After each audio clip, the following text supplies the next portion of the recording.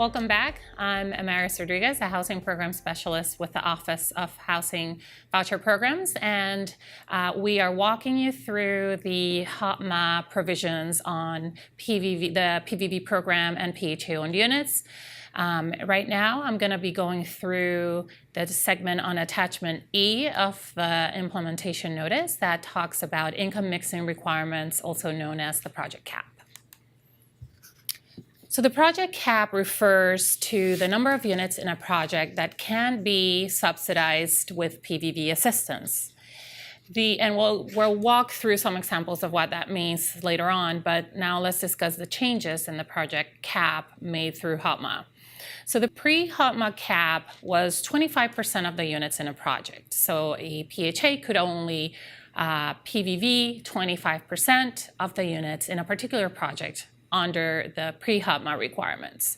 Under the HOTMA requirements, now a PHA can project base the hire of 25 units or 25% of the units in a project.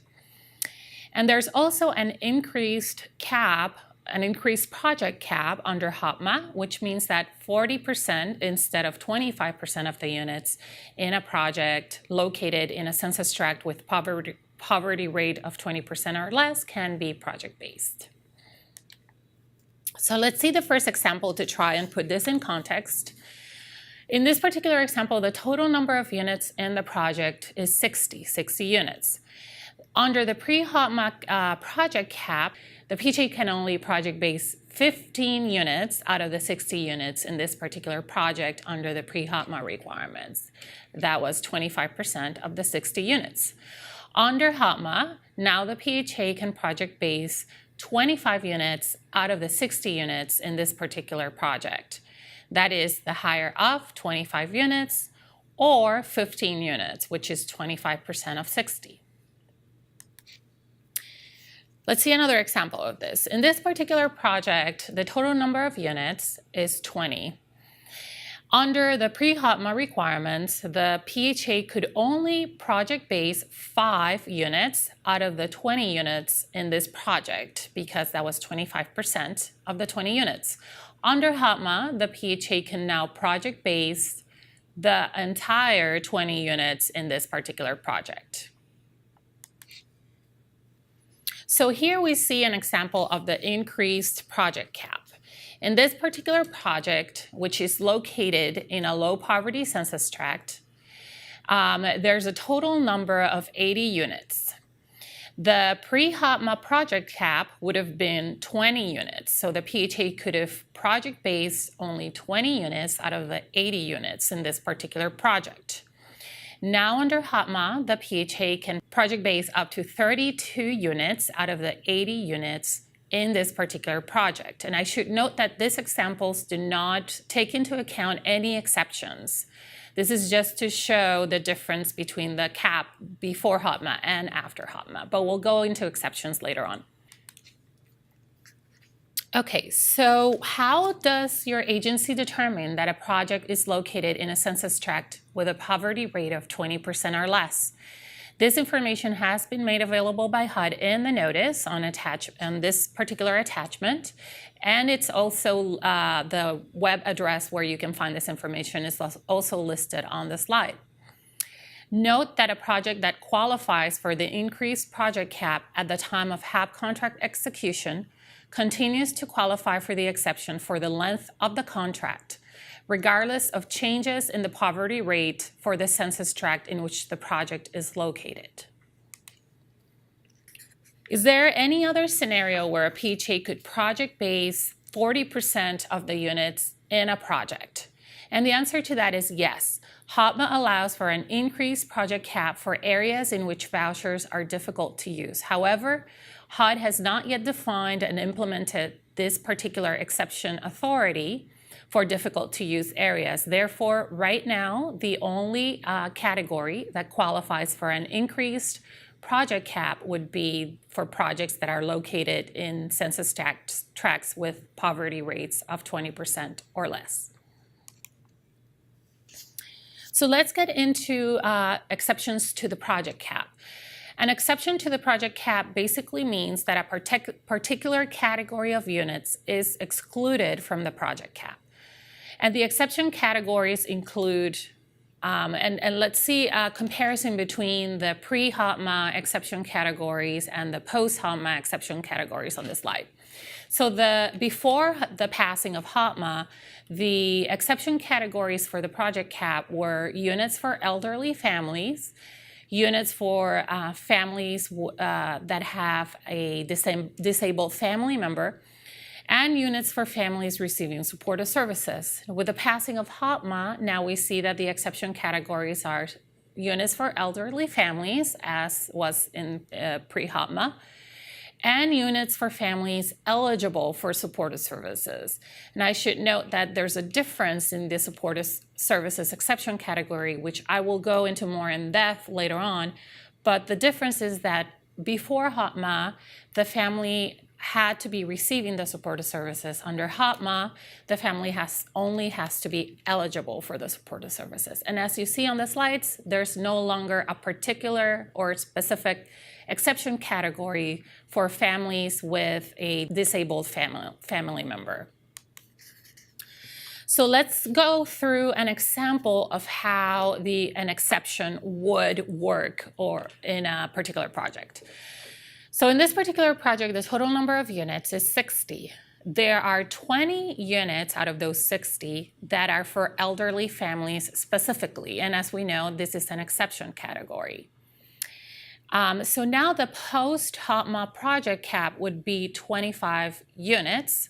That's the higher of 25 units or 25% of 60 units, which is the total number of units in this project.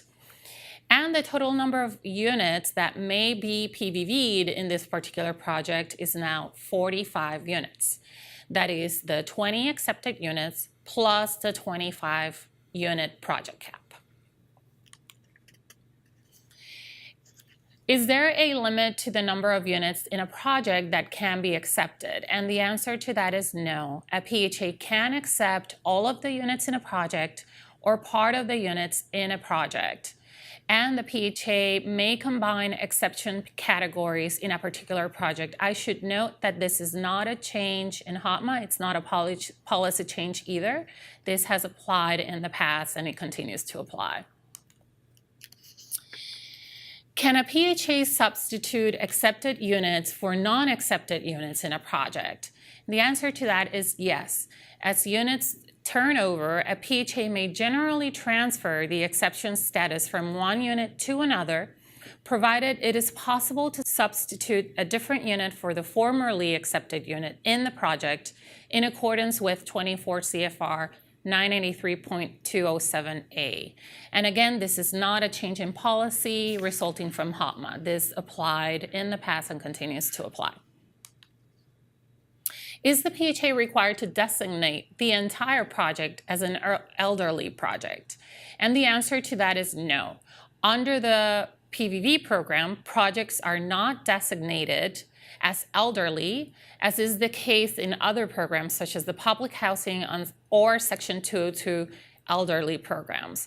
However, the owner must identify under the HAP contract the particular number of units that are exclusively made available for elderly families. And again, this is not a change in policy. Can a unit retain its accepted status if the elderly family member no longer resides in the unit? And this is covered in current PVV regulations, and we're just basically restating this in the notice and here in the training.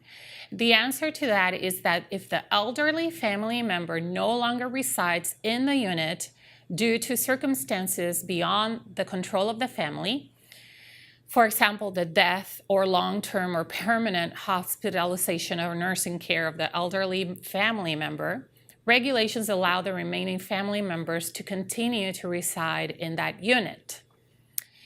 Now, the unit would retain its accepted status as long as the family continues to reside in that unit, even if the elderly family member is no longer residing in the unit. In that context, what happens if the family ends up vacating the unit? In order to continue as an accepted unit under the HAP contract, the unit must be made available to and occupied by a qualifying family, that is a family that qualifies for that particular exception, unless it is possible to transfer the exception status to another unit, as we'll describe a little more in detail later in this training. Okay, so let's go into the supportive services exception category a little bit more in detail here. These are basically listing the requirements for the supportive services exception category under the project cap. And I should note that this exception category is distinct and different from the supportive services exception category under the program cap, which was discussed earlier in this training. So to meet this exception, the supportive services must be made available to all assisted families in the project. The family must be eligible for one or more of the services, but is not required to participate in the services.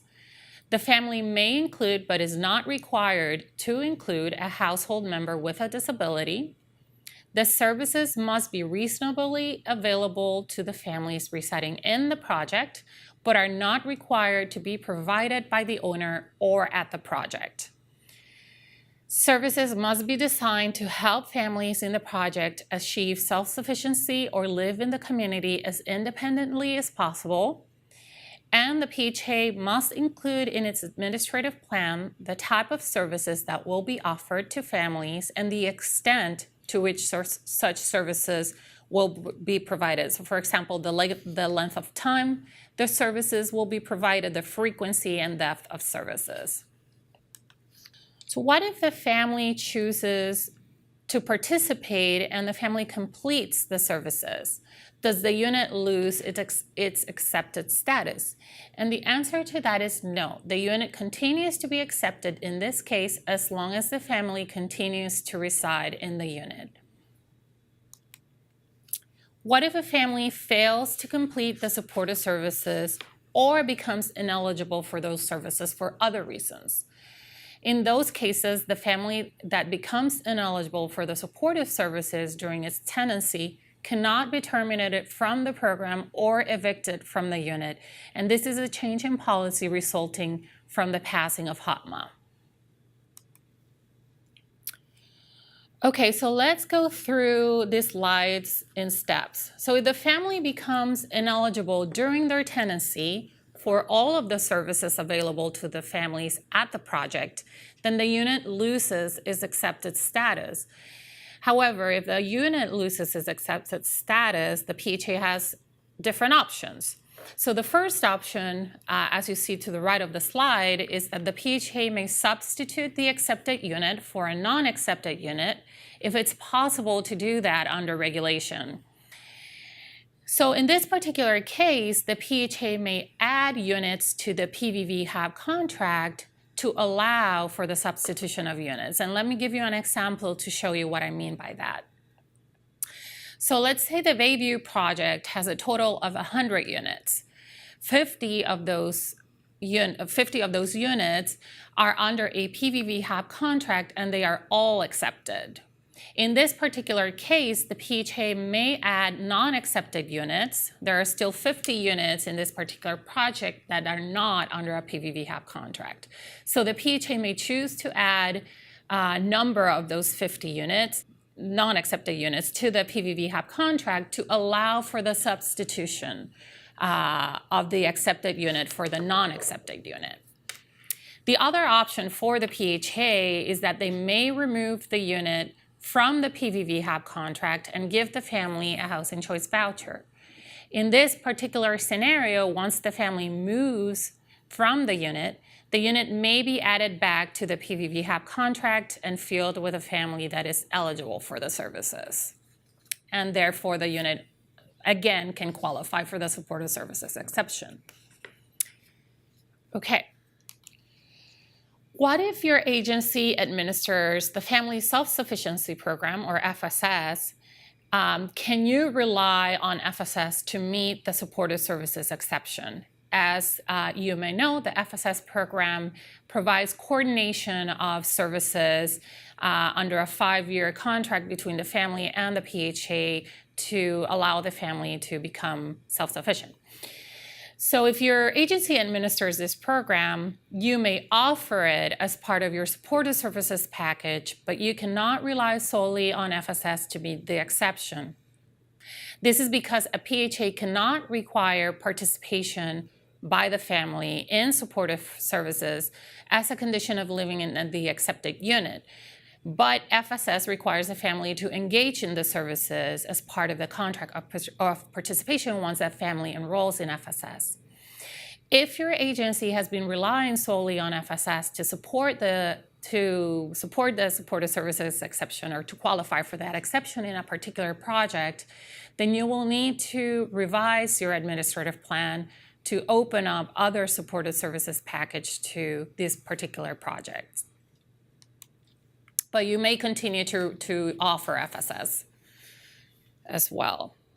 What impact do the HOTMA changes have on existing HAP contracts, that is, contracts that have been executed before April 18, 2017, the date that the HOTMA changes became effective? So despite the changes in the project cap exception categories, owners and PHAs remain obligated by the terms of those HAP contracts and will continue to renew their HAP contracts under the old requirements. That is, the owner must continue to designate the same number of contract units and assist the same number and type of accepted units as provided under the HAP contract during the remaining term of the contract. And let's see an example of this to try and put it in context. In this particular example, PHA-A executed a PVV HAP contract on May 1st, 2015, before the HOTMA changes became effective. The contract was for a 20-unit project, and 15 of those units were accepted from the 25% income mixing requirement or project cap because the units were designated for elderly families specifically. The owner, in this particular case, must continue to designate those units for occupancy by elderly families despite that the statutory limit on PVV has been increased to 25 units, unless the owner and the PHA mutually agree to change the terms of the contract. So let's see another provision relating to the impact of the changes on existing HAP contracts that were executed before the HOTMA changes became effective. If the owner and the PHA decide to mutually agree to change the conditions of an existing HAP contract, they need to ensure that such a change would not jeopardize an assisted family's eligibility for continued assistance at the project. Okay, so let's see an example of this. In this particular example, the PHA executed a HAP contract on May 1st, 2015. 25 of the units were specifically for families with a household member with disabilities and thus accepted from the project cap. No supportive services were offered in this particular project. The PHA and the owner would like to modify the contract to conform with HOTMA requirements. The HAP contract can only be modified if supportive services are offered to all families at the project. Otherwise, the family's eligibility in this particular project is jeopardized because HOTMA no longer provides an exception to the project cap specifically for families with a household member with disabilities. Can your agency modify existing HAP contracts to add one of the new HOTMA categories of accepted units? So if you're under a HAP contract that was executed before April 18th, 2017, the date that the HOTMA changes became effective, you cannot change the terms of that contract to add a new category of units, such as those that are described under the attachment F segment of this training and in the notice, because those exceptions may only be applied to contracts that became effective on or after April 18th, 2017. And lastly, PHAs may amend the HAP contract to add units where applying the new project cap definition results in more PVV units. I'll go through the example on the right of the slide in a second. New units may be added at any time during the term of the HAP contract, but only if all other requirements in the regulation listed in this slide are met. So let's go through the example. In this particular project, there's a total number of 60 units. The pre-HOTMA cap for the project would have been 15 units. The post-HOTMA cap is 25 units. And so the PHA may add contract units to the contract to increase the project cap from 15 to 25. So the PHA may add 10 units to the contract to allow for that. And that is the end of this particular segment. Thank you very much for tuning in.